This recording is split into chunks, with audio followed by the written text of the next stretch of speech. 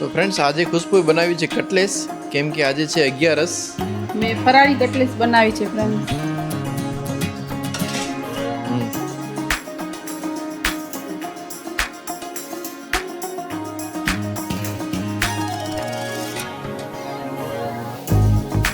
ખુશ્બુએ મને પણ પરાણે 11 રખાવી દીધી, અડધી 11.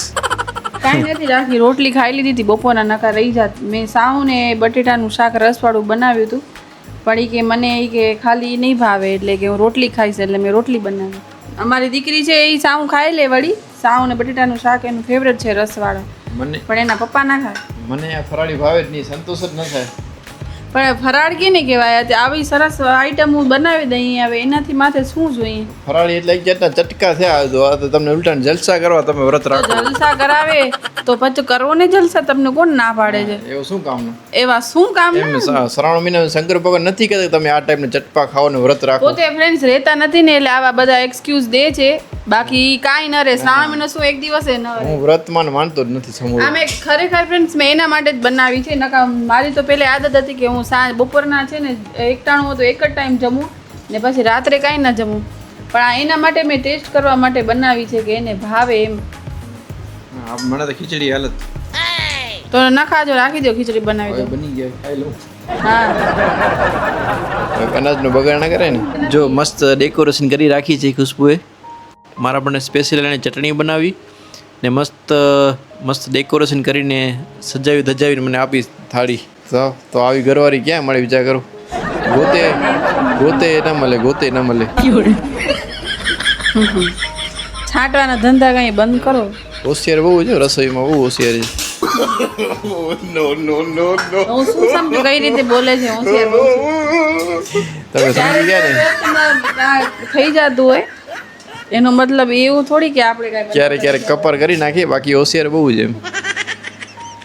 લગભગ મહિનામાં 15 દિવસ મીઠું ભૂલી જાય ખીચડીમાં. હવે જાઓ ને બાપા. મને મારસ છું. મીઠુંમાં ફ્રેન્ડ્સ એવું છે કે હમણાં છે ને હું સેંધા નમક ને જે ટાટા નમક આવે છે ને બે મિક્સ કરું છું, તો એનામાં મને એસ્ટિમેટ નથી આવતો કે કેટલું નાખું, કેમ કે સેંધા નમક છે ને એકદમ પ્રોપર મિક્સ નથી થતું ટાટા નમકમાં. એની ઘંટી જે નાની નાની જે દડી જેવી હોય ને એ રહી જાય છે, એટલે એમાં છે ને પૂરી ખબર નથી પડતી, અંદાજો નથી આવતો કે કેટલું મીઠું નાખવું એમ. એટલે એમાં હું ના નહીં કહું, એમાં થોડુંક મીઠું ઓછું વધુ થઈ જાય છે હમણાં થોડાક દિવસથી, મહિનો દિવસથી. તારા મીઠો છે ને એટલો ઘણો બસ. તો પછી તમે આ લોકોની સામે શું કામ કહો મારામાં મીઠો છે? તમને કોઈ પૂછા કરી એ લોકોએ કે મારામાં કેટલો મીઠો છે? તો એ બસ તારા મીઠો છે એટલે ઘણો, મને મીઠો મોરો હાલશે. કા તો એ તો તમને ખબર પડી હશે ને 10 વર્ષમાં. હા, તો પછી તો અહીંયા આ લોકોની સામે શું કામ કહો? કા ફ્રેન્ડ્સ? એટલે કેવા શું માંગે મને કાંઈ ખબર નથી પડતી. વખાણ કરે છે કે દાઢમાંથી બોલે છે કે સંભળાવે છે કે કરે શું છે? જો તમારામાંથી કોઈ આવા હસબન્ડ હોય આટલો ટાઈમ મને હોશિયાર જ લાગતી, પછી છેલ્લા તું હમણાં 2-4 મહિના થયું બધી વસ્તુ મીઠો ભૂલી જશ ને, એટલે હવે મને જરાક ડાઉટ લાગે એમ. ડાઉટ તો મને તો બરાબર જ લાગે છે, મને તો કાંઈ નથી લાગતું. હું એને ક્લિયર કરું છું કે ભાઈ બે નમક મિક્સ કરું છું ને એટલે એસ્ટિમેટ અંદાજો નથી આવતો કે કેટલો નાખવું એમ. હું ને મારી દીકરી બે જણા દુઃખી થઈ જાય ક્યારેક ક્યારેક. કાંઈ દુઃખી નથી થતા ખાવા પીવામાં. હો એમ નહીં, મીઠા વગરનો ખાવું પડે એમ. તો મીઠું તો ઉપરથી પડી જાય ને, નવો નુકસાન કરે ખબર છે.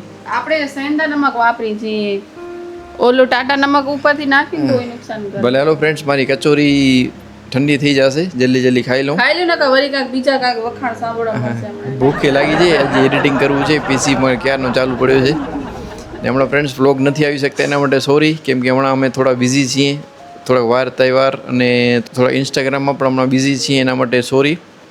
પણ અમને પોતાને એમ થાય કે યુટ્યુબમાં અમે જલ્દી આવીએ. તમે જેટલી વેઇટ કરતા હો છો ને એના કરતાં પણ અમને વધારે ઉતાવળ હોય છે યુટ્યુબમાં વ્લોગ નાખવાની.